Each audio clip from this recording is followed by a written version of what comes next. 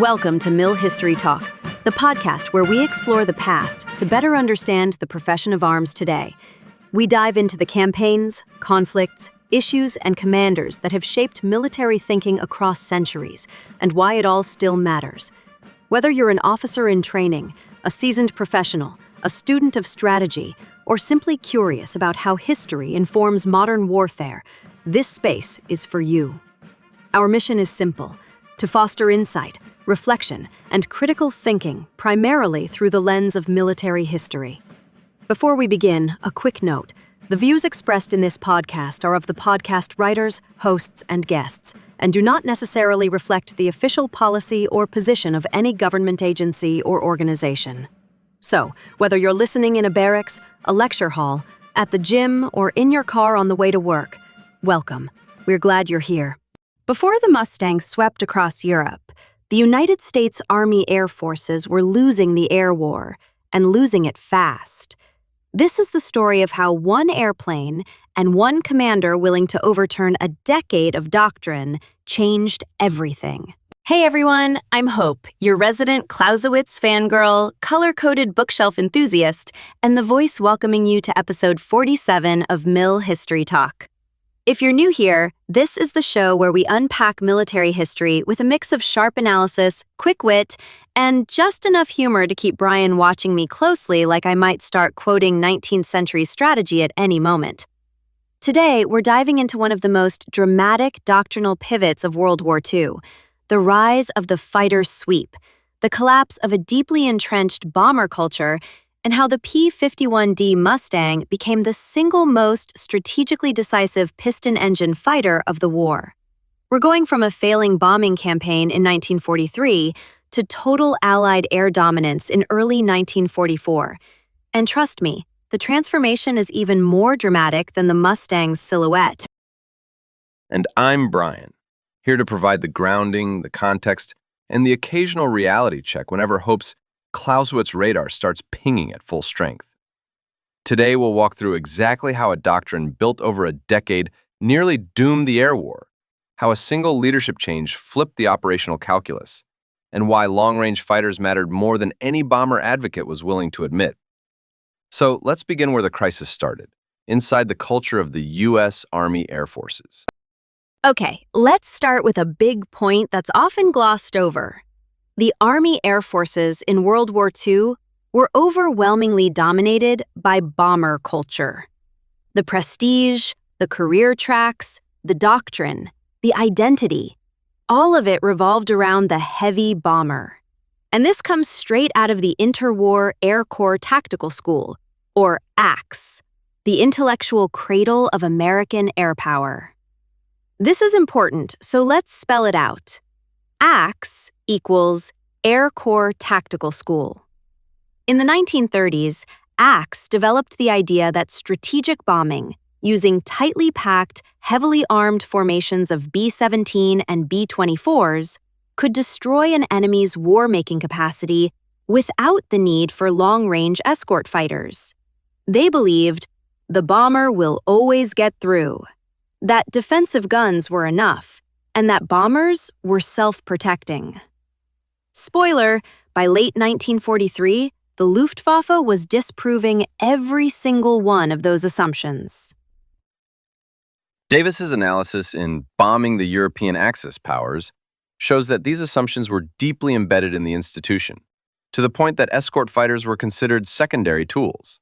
ACS mindset produced what historians call the bomber mafia, highly influential officers who built their personal and professional identities around the supremacy of strategic bombing. Fighter pilots were seen as supporting actors, not decisive war winners. And escort fighters, especially long-range ones, were treated as a luxury rather than a necessity. This is why, even as bomber losses mounted, the doctrine refused to budge.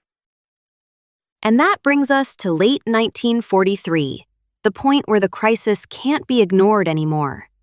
Imagine being part of a bomber crew. You see units leaving with 20 aircraft and returning with 9. You're watching empty bunks fill your barracks at night. That's not doctrine. That's devastation. And the bomber-centric thinking that shaped the air forces was suddenly colliding with the hard reality of German fighters who had absolutely not read the Axe manual. By late 1943, the point-blank directive, the combined bomber offensive intended to smash the Luftwaffe, was failing outright. Loss rates on deep penetration missions like Schweinfurt-Regensburg approached 20%. Those are the kinds of numbers that end campaigns. Inside the intelligence community, quiet acknowledgement was growing. The bomber-alone doctrine was collapsing under modern air combat realities. But the institution, steeped in ACTS tradition, hesitated to admit it. This is one of my favorite kinds of military history moments. Not because it's good, but because it's revealing. Point blank wasn't failing because the idea of strategic bombing was wrong. Point blank was failing because a deeply entrenched culture refused to adapt. And when culture won't change from the inside, you need someone who isn't part of that culture. On January 6, 1944, something extraordinary happens within the 8th Air Force. A new commander arrives, Major General James Harold Jimmy Doolittle. Unlike most of the senior leadership, Doolittle was not shaped by the bomber-centric mindset of the Air Corps Tactical School.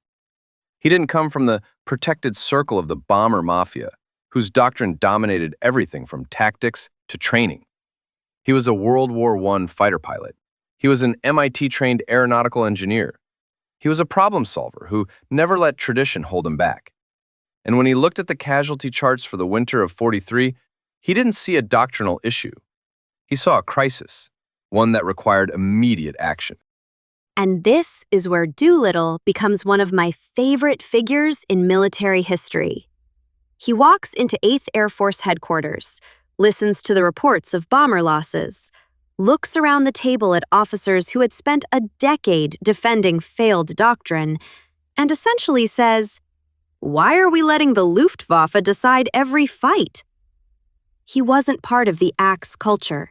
He didn't owe anything to the bomber establishment, and he absolutely wasn't there to preserve tradition.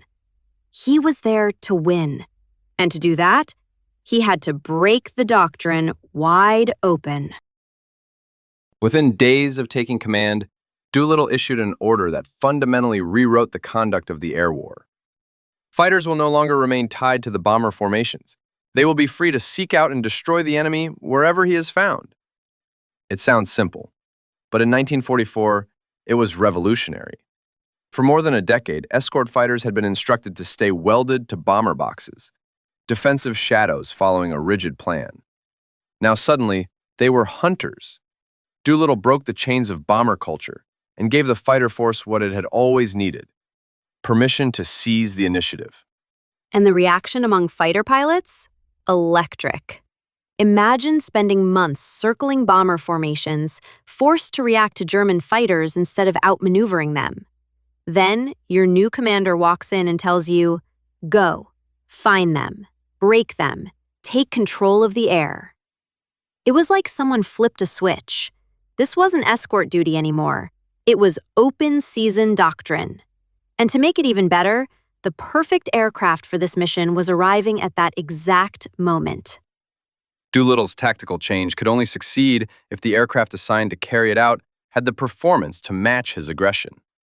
Enter the P-51D Mustang, the aircraft that becomes inseparable from the story of Allied victory in the air.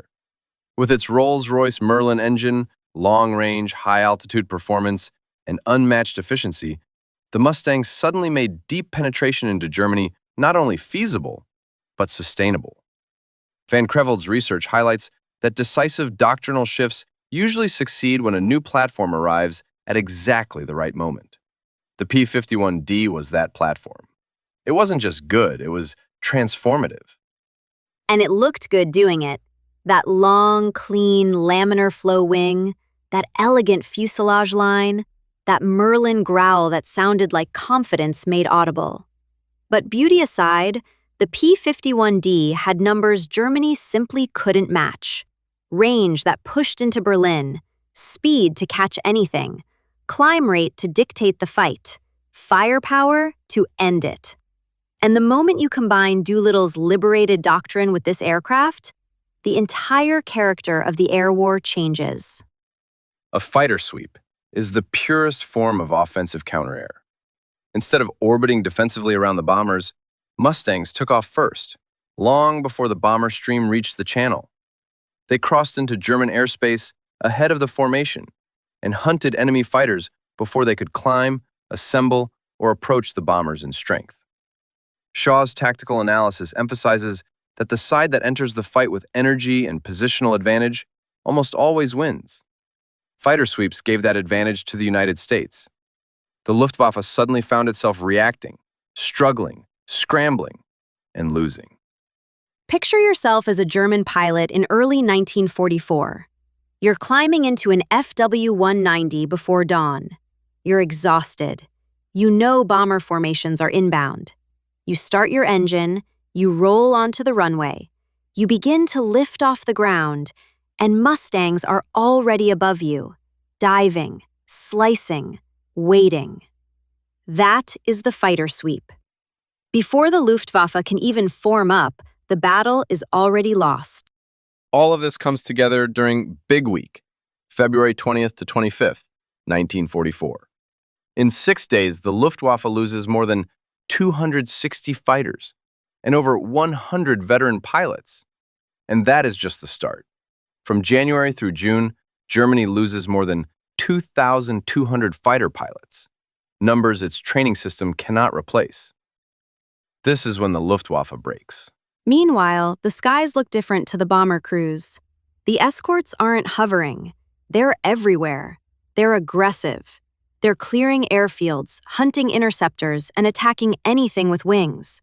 For the first time, the 8th Air Force feels what air superiority really means. Not a theory, but a lived reality.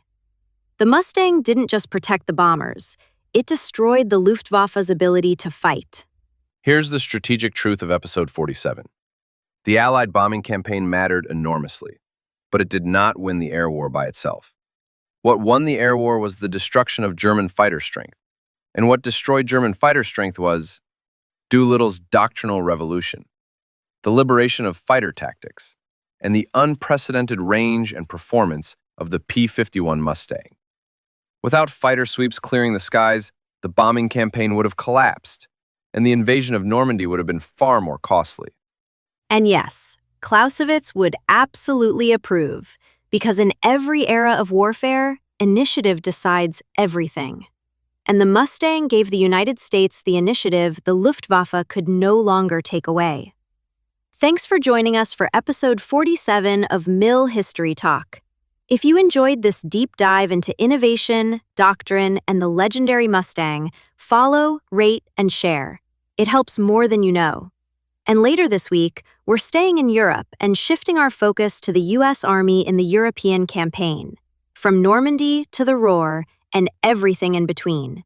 Make sure you're here for it. And remember, air superiority isn't handed to you. You take it. We'll see you next time, right here on Mill History Talk. And before you head out, check the show notes. We've linked our new video shorts on the P-51 Mustang and the B-17 in Europe over on the Mill History Talk YouTube channel. They're quick, sharp, and packed with the visuals to go along with today's episode.